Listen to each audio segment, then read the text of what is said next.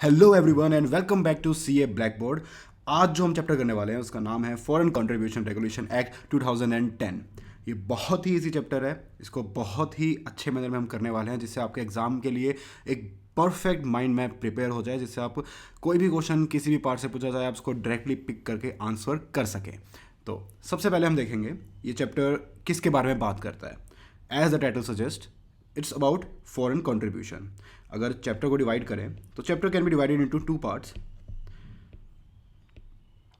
एक तो आ गया हमारे पास foreign contribution related, and second part बनता है हमारा हॉस्पिटैलिटी, फॉरेन हॉस्पिटैलिटी। कंट्रीब्यूशन का मतलब होता है कोई भी अमाउंट रिसीव करना अदर देन गिफ्ट, और फॉरेन हॉस्पिटैलिटी का मतलब होता है बोर्डिंग, लॉजिंग या कॉस्ट ऑफ ट्रैवल या फिर मेडिकल ट्रीटमेंट। इन सब के लिए अगर कोई आपको ऑफर करता है कुछ स्पेसिफाइड लोगों को, तो then it will be considered as foreign hospitality, not being casual in nature. Casual नहीं, एक ऑफिशियल, अगर आप किसी को बुला रहे हो, किसी गवर्नमेंट के बड़े एम्प्लॉय को, किसी जज को या किसी और को, कोई बाहर की कंट्री अगर इनवाइट करती है अपने पास एंड दे ऑफर कि ये सारे एक्सपेंसेस वो कंट्री उनके लिए करने वाली है, that's called foreign hospitality, not being purely casual. इसके अंदर हमारे पास आता है रिसीव करता है by way of delivery, donation और ट्रांसफ़र। तो this is all about foreign contribution in foreign hospitality, जिसके वजह से जिनको रेगुलेट या प्रोहिबिट करने के लिए सेक्शन बनाया गया। उसके बाद हमें सेकंड पॉइंट आता है कि क्यों बनाया गया, इनको रेगुलेट करने से क्या होगा।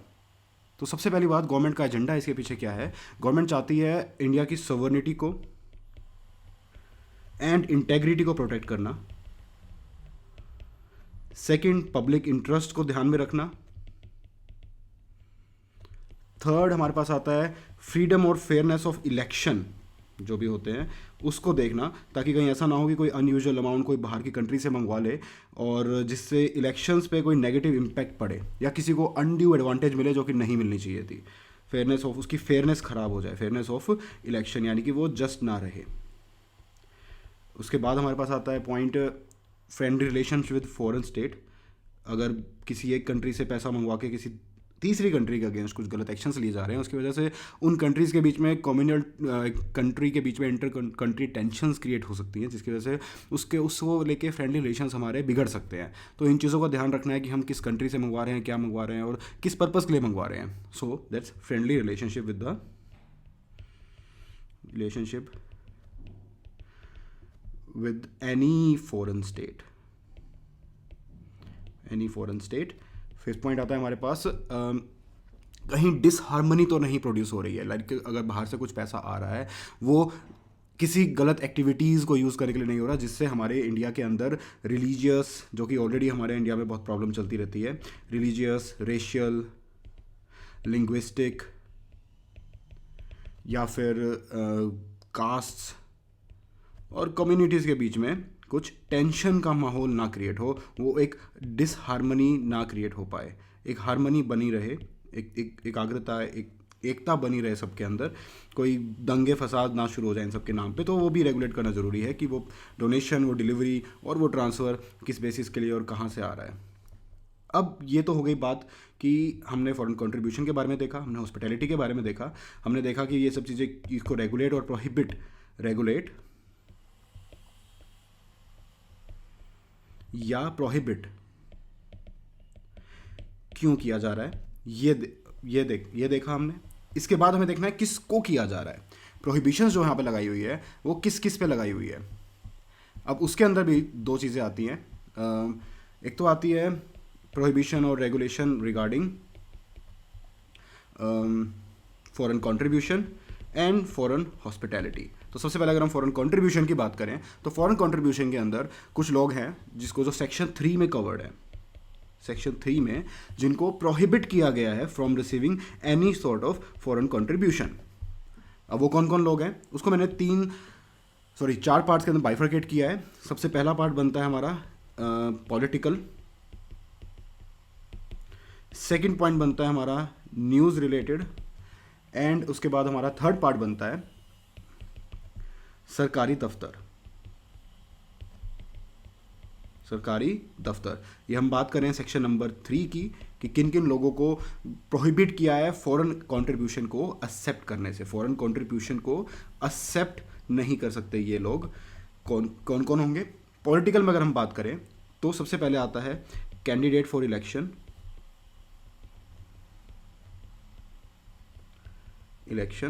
उसके बाद हमारे पास आता है अगर कोई बंदा इलेक्शन लड़ता है, इलेक्शन जीत जाता है, तो ही becomes member of any legislature. तो मेंबर ऑफ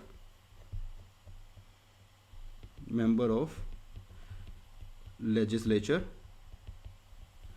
उसके बाद हमारे पास आता है पॉलिटिकल पार्टी, कोई भी पॉलिटिकल पार्टी या उसका ऑफिस बेयरर। एंड लास्ट में हमारे पास आते हैं कोई भी ऐसी ऑर्गेनाइजेशन जिसको डेजिग्नेट किया है, जिसको डिक्लेयर किया है एज अ पॉलिटिकल पार्टी। वो as such directly is not involve in political, वो इलेक्शन नहीं लड़ रही है, but they are incidental and related to some political agenda, जो कि गवर्नमेंट ने उसके कुछ गाइडलाइंस दिए, उसके कुछ ग्राउंड्स दिए हैं। अगर वो उन ग्राउंड्स के अंदर फॉल करती हैं तो they will be called organisations of political nature, जो कि हमारे पास दिया गया है सेक्शन नंबर 5 के अंदर। सेक्शन नंबर 5 पूरा का पूरा इसी चीज़ के बारे में बात करता है, पॉलिटिकल ग्राउंड्स के बारे में, कि किस एंटिटी को पॉलिटिकल ग्राउंड के अंदर रखा जाएगा और उसको organisation in the political nature कहा जाएगा। क्योंकि ये बहुत इंपॉर्टेंट है इस एक्ट के लिए, क्योंकि वही डिटरमाइन करेगा कि वेदर उस ऑर्गेनाइजेशन के ऊपर फॉरेन कंट्रीब्यूशन रेगुलेशन एक्ट लगेगा कि नहीं लगेगा। उसके बाद हम देखें न्यूज़ की बात आती है, तो न्यूज़ हमारे इंडिया में क्या पूरे हर जगह 3 टाइप की होती है, ऑडियो, विजुअल एंड प्रिंट। ये 3 हमारे पास न्यूज़ होती हैं। इनका कोई भी एडिटर, प्रिंट मीडिया का पब्लिशर, प्रिंटर और ऑडियो विजुअल के ऊपर हमारा इंफॉर्मेशन टेक्नोलॉजी एक्ट लग जाता है। उसके अंडर जो भी लोग आते हैं, ये सब लोगों को हम यहाँ पे कॉलमनिस्ट, कार्टूनिस्ट, कॉरेस्पॉन्डेंट, इन सब लोगों को प्रोहिबिट किया गया है फॉरेन कंट्रीब्यूशन रिसीव करने से, because they hold a power कि अगर इनके पास अगर किसी गलत तरीके से गलत जगह से पैसा आ रहा है जिससे वो इंडिया के लोगों का थॉट या उनका बिहेवियर रेगुलेट करना चाहते हैं, तो media hold a great power for that, जिसकी वजह से इनको रेगुलेट करने की कोशिश की गई है गवर्नमेंट के द्वारा। उसके बाद लास्ट में पॉइंट आता है हमारे पास सरकारी दफ्तर। सरकारी दफ्तर में कौन कौन होंगे? जैसे कि हमारे गवर्नमेंट सर्वेंट किसी भी डिपार्टमेंट के। उसके बाद हमारे पास आएंगे पब्लिक सर्वेंट, आईएएस और ब्यूरोक्रेट्स और ये सब, आईएएस, आईपीएस, आईएफएस। उसके बाद हमारे पास आते हैं कोई भी employee of corporation regulated by government, government on regulations organisations के कोई भी एम्प्लॉयज़। सो दीज आर सरकारी दफ्तर के अंदर लोग आते हैं। तो हमारे पास ये 3 बाइफर्केशंस हो गई, जो कि हम किसकी बात करें? सेक्शन 3, वो लोग जो एक्सेप्ट नहीं कर सकते फॉरेन कंट्रीब्यूशन, वो हमारे पास आ गए। 3 पार्ट्स में डिवाइड कर दिया।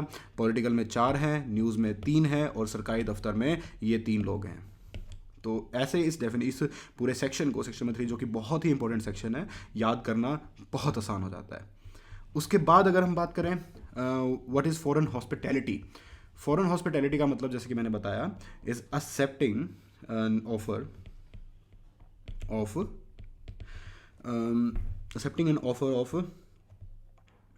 कॉस्ट ऑफ ट्रैवल, या फिर हमारे पास आता है बोर्डिंग, लॉजिंग और मेडिकल ट्रीटमेंट।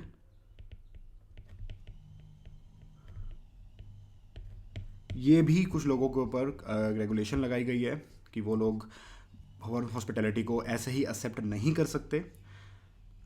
वो है हमारे पास आता है सेक्शन नंबर 6 के अंदर,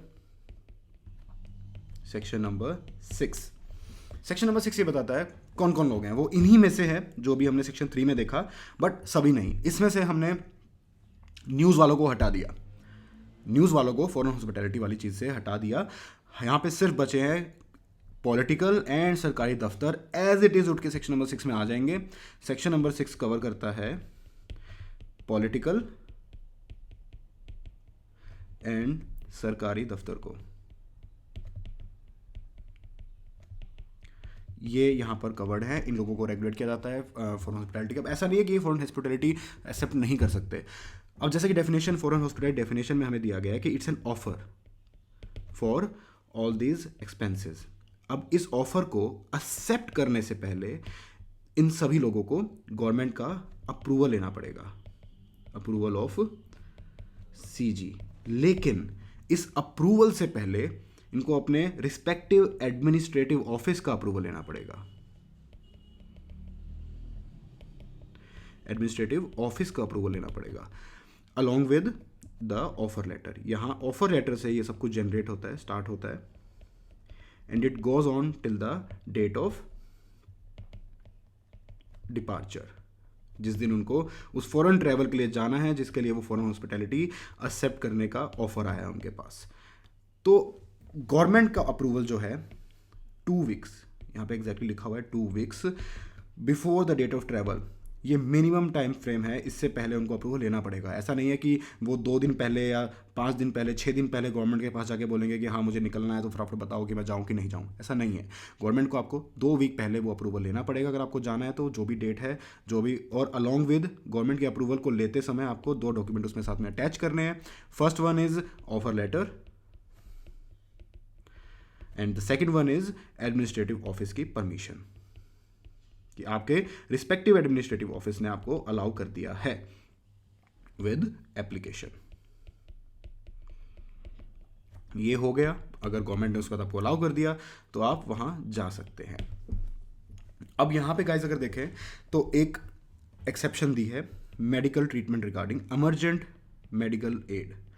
अगर भगवान ना करे जो भी वहां पे गया हुआ है उसको ड्यू टू एनी रीज़न कोई मेडिकल ट्रीटमेंट की नीड पड़ जाती है एंड उसके लिए वो वेट नहीं कर सकता। जैसा कि मुन्ना भाई एमबीबीएस में हमने देखा था कि भाई फॉर्म भरना पड़ रहा था, लेकिन यहाँ फॉर्म नहीं भरना पड़ेगा आपको, आप मेडिकल ट्रीटमेंट ले सकते हैं बशर्ते कि उसके बाद आप गवर्नमेंट का अप्रूवल ले लें फॉर्म नंबर FC1 के थ्रू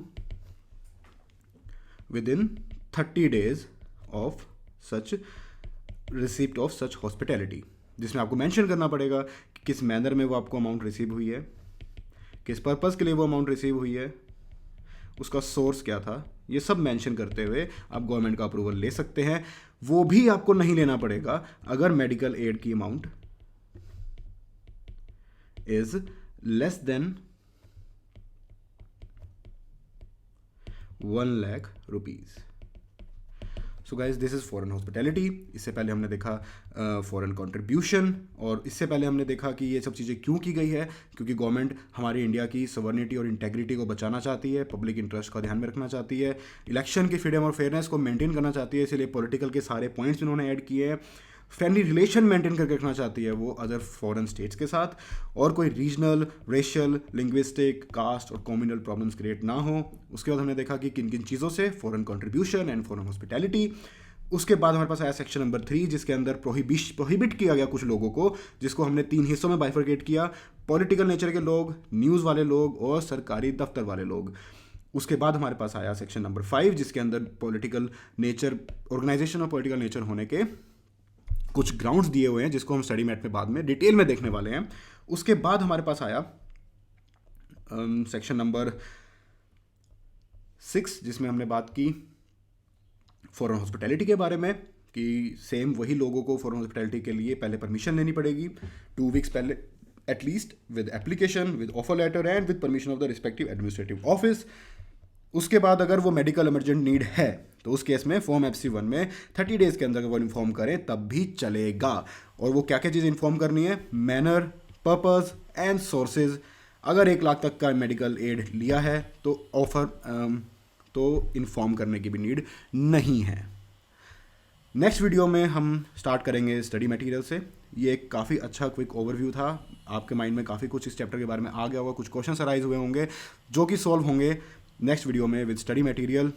तब तक keep studying and be sure to like and subscribe.